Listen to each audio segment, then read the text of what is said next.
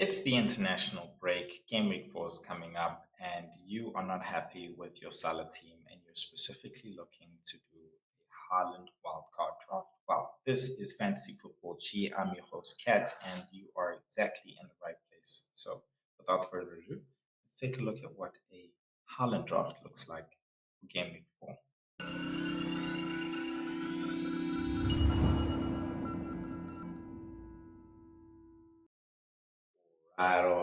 All right. Now, first things first, guys. As you can see, I've been having an amazing start to my season. And the way I've been doing this is using the Fancy Football Hub. And you guys can do this too. It is powered by AI, helping you make the right decisions when you are not sure as to what are the decisions to make to gain that edge in your mini league. And the great thing about it is they're actually running 50% off deal right now. So using the link in the description below, you can actually get that deal. And the great thing about it is if you don't win your mini league, you can get your money back. T's and C's apply. So make sure you use the link in the description below to get that. And yeah, let's get into it. Sorry. Wow. Great way to start, Cat. Absolutely great way. Now I'm going to keep that in. It makes the video fun. Right. Now, this is the Haaland draft. You're in the right place. Now, start off with the keepers. I've got Raya and I've got Martinez there. And again, you will be saying, Cat, that is way too much money. But listen, money is not an option when you want to make sure that you get clean sheets, son. Yeah. Remember the rank. House. No, but seriously, guys, game week 6, Arsenal's fixtures are going to turn, and I really want to make sure that I have Raya there. And you need to keep in mind of the fixtures, and that's exactly why I've put the best fixtures there for the teams. And the thing I love about this fixture ticker is you can actually see the Carabao Cup fixtures fitted in with the European fixtures and the Premier League fixtures. This is something you always need to take into consideration while putting your wild card together. And as you can see, there is a high fixture congestion for Martinez and Raya, and I just want to make sure that the rotation is great. These are two keepers who will definitely always be playing, but I feel like in that game week 6, I want to be able to make sure I capitalize on getting a great defense with Raya and maybe 2 Arsenal defenders, just maybe. Um, that is exactly what I did last season in the clean sheet dilemma, and it's really what helped me gain the edge. So when that time comes, I can always downgrade Martinez and just keep Raya throughout the season, really, because I'm one who does not like to make any fixture, any goalkeeper substitution. So that's something I'll do in this wild card. Then going into the defense, we have Virgil van Dijk, Rico Lewis, Luke Dean, Pedro Porro, and Konate. Now, immediately there, you can see, of course, I've doubled up on the Liverpool defense, and I think it goes without saying that they've had an absolutely great preseason and a beginning to the actual Premier League season, showing that their defense is really good. So I don't think I need any other more fixtures to really tell me that, and I decided to go with the centre backs, making sure that I have players who are definitely going to be playing in this heavily congested fixture time for Liverpool. As you can see there, Nottingham Forest at home, Carabao Cup, Champions League, Bournemouth at home, Carabao Cup, Wolves away, Champions League. That is concerning, in all honesty. So I feel like going for the centre backs is the best way to actually make sure that you have players who are sure in for minutes there. Skipping Rico Lewis because I will get to him. I think he's somebody that we just have to talk about, considering that he is a risky pick. But I want to just validate that pick by speaking about the other players first before I get to him. So just hold on there, and you'll hear about why I've gone with Rico Lewis there. Luca Dean there. Again, also great fixtures, just like Martinez. So he's really solidified his position in that left back. I think he will be the Premier League pick, and I think Matson will be the Carabao Cup, or say the Cups, including the Champions League picks there, as he did do well really with Dortmund last season. So I'm really confident in Luka Dean having that spot there, as well as Pedro Porro, really a season keeper. He's really got a good goal contribution. I think the only time I'd really consider taking him out is if anybody at that value, at that price point, shows great value as well, or even cheaper. So I feel like Pedro Porro is somebody to keep as well, um, as a season keeper. Now, you've built a very good defense around Rico Lewis in the sense of these are all players who are sure in for minutes. And Rico Lewis, in all honesty, in my opinion, is still a very picky, risky pick. And so that's why I've built a very good defense in terms of minutes, so that if he doesn't play and Kyle Walker does come in, then I'm not worried at all. But he is really more of an enabler, but also trying to tap into that Man City defense. Because what I've decided to do with this specific draft is take that money and beef up the actual midfield. Whereas with my other drafts that I've done, I've actually built more of a stronger defense, having somebody like a Ruben Diaz.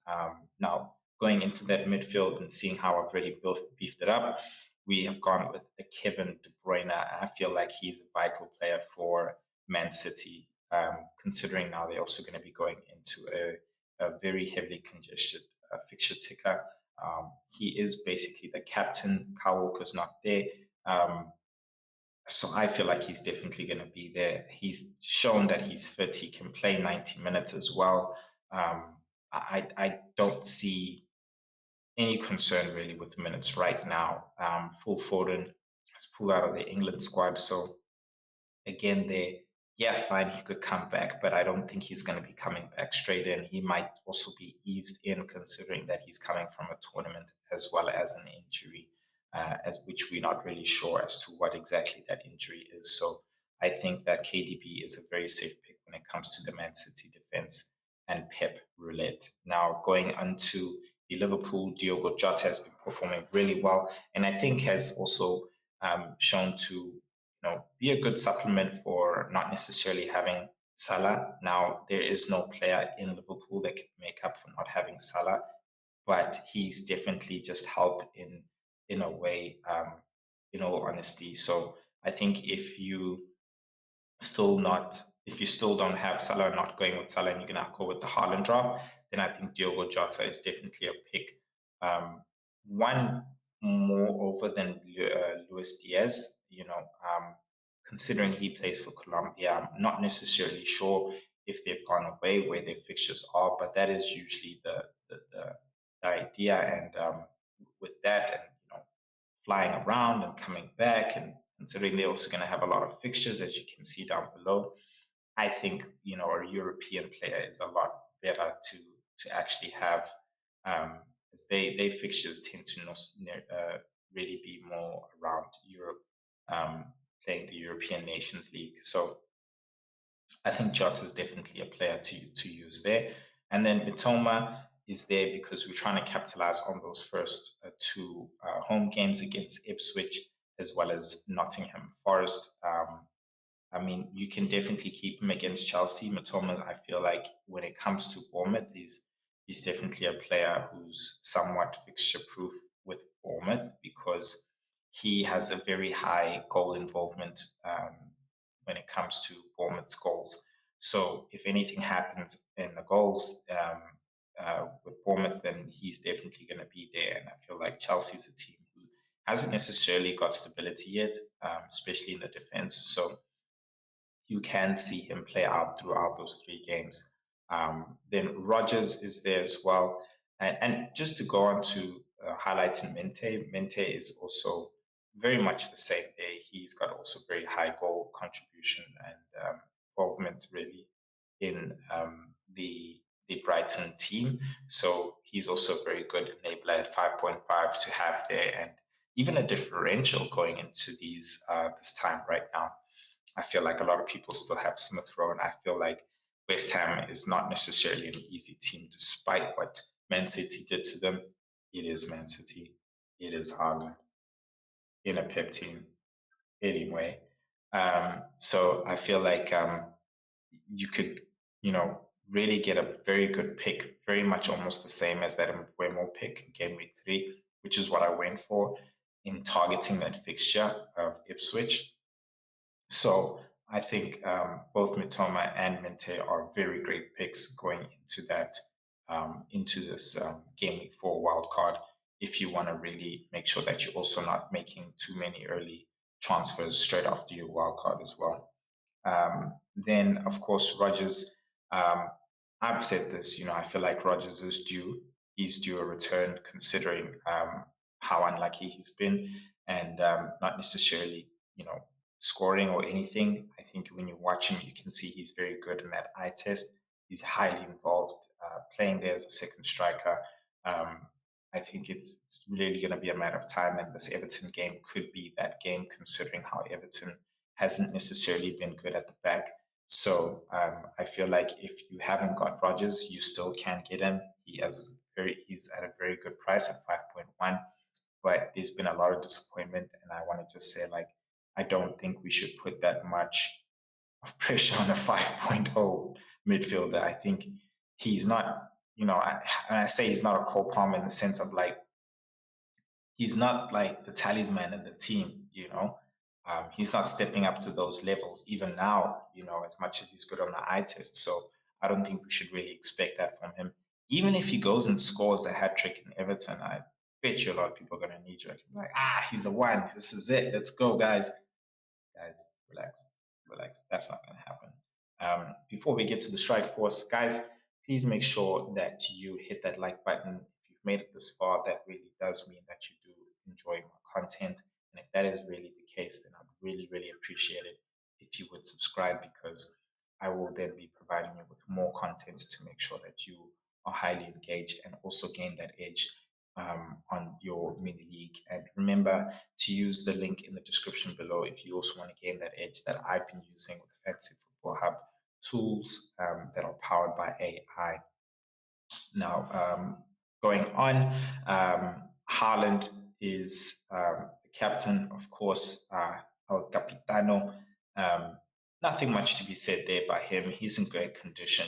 Pep is really glorifying him, and what he's been doing in training, and how he's been pitching up, really doing things that he hasn't been doing in the previous seasons. And Haaland himself has been saying that he's been feeling really good, considering that he hasn't been coming off of any injuries, had a very great preseason. So I feel like this Haaland draft is really, we're at this stage in Game Week 4 where we're still having these separate drafts of a Haaland draft, a Salah draft, a Haaland and a Salah draft. And, besides that showing great pricing from the game, I think it also just shows, like, the players themselves being really great in value, and you wanting to have them all, or being really fine without having a Salah and just having a Haaland, or vice versa. So I think it's absolutely fine for you to go with just a Haaland draft. Yeah. And then we're going into Isak. Isak is honestly another player who I'm not understanding really why people have slowly been getting rid of him. He, for me, is like a season keeper, considering that he would break the 200 points barrier at the end of the season. So it's about being on him at the right time. And I think with that as well, it's also just being patient. He's got Wolves and then Fulham. And yeah, they're 2 away games, fine, sure. But I feel like he's that player that's, when I say he's the talisman, I think he's the focal point. I'd say it rather that he's a focal point in the Newcastle attack. He's going to be beefed up in that midfield with Tonali coming back now, being able to play. Van is over, so I feel like they're going to be a bit of a stronger team, especially in that midfield, linking up with the strike force, really just allowing him to, you know, not even worry about helping out with the build up or anything like that, as much as he does, at free will. I just feel like he's going to be an even greater asset now, knowing that his midfield is at full strength, despite his defense not necessarily being like at full strength. Not having any European games as well is really going to help Newcastle. So I think he's also a really great asset to have, um, especially over this period as well, considering that he's also in a European team, Sweden. João Pedro, very much the same notes as the Mente and Matoma, being that they have a very good first two fixtures there. And if you're thinking, well, Cat, I want to go different, between him and Danny Welbeck, look, absolutely fine, But I just feel like we all believe that João Pedro is going to be on penalties. I think that's something that has to count for something, and I think that João Pedro's not just somebody who can give you goals, but I think being highly involved in the play and the build-up as well, he's somebody that you can also get assists from. Whereas I see, fine, Welbeck does have his assists, but I just feel like João Pedro's a lot more involved in the gameplay, really, and build-up, and maybe even a better a bonus point. A baseline than Danny Welbeck. Welbeck is somebody that you can definitely consider. They both at 5.7.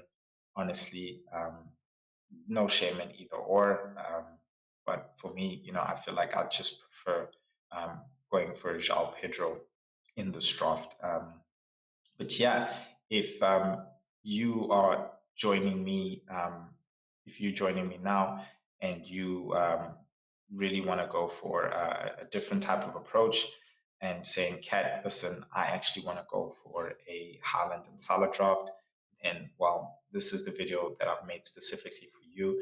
And if you're like, Cat, actually, I don't want to do a Haaland and Salah draft. I don't want to do just a Haaland draft. I want to do a Salah draft and go different. Well, then the video at the bottom of there is the one for you. So check that out. And before you do, please make sure that you hit that like button.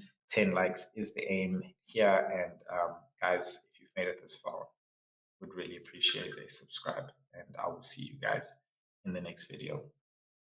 Peace.